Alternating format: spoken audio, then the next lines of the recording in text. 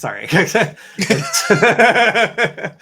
All right. So we have an arrest in some suspects behind a pig butchering scheme. So what is pig butchering, if not the obvious? Well, it is a disgustingly named scheme in which people are tricked into believing that they're making fantastic gains in some sort of trading or cryptocurrency thing. Usually somebody will go on like a dating website or something like that and be like, hey, have you checked out this amazing platform? I just made 20 million. I'm floating on a yacht right now. It changed my life.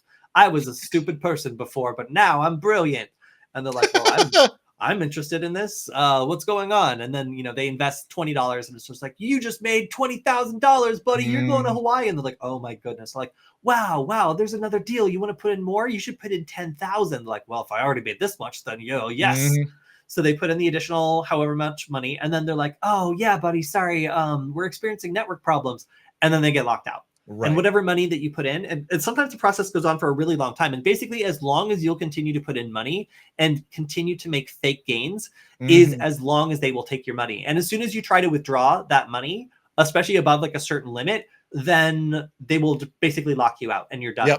So these scams impact a lot of people, especially the thrill of thinking that you're making money is enough to get people to donate, to effectively throw away a lot of cash into these scams. And because they're often brought into these scams by other people who are either tricked by them or by social engineering attacks, a lot of either older people or people with like retirement money are typically ensnared by this. And the FBI and the Department of Justice are warning that this is becoming an increasingly lucrative thing for criminals to do. $73 million is a lot of people's money. And again, this comes from messaging apps, dating platforms, or social media platforms to build trust, which is the way that these people have been able to make these criminal organizations so profitable.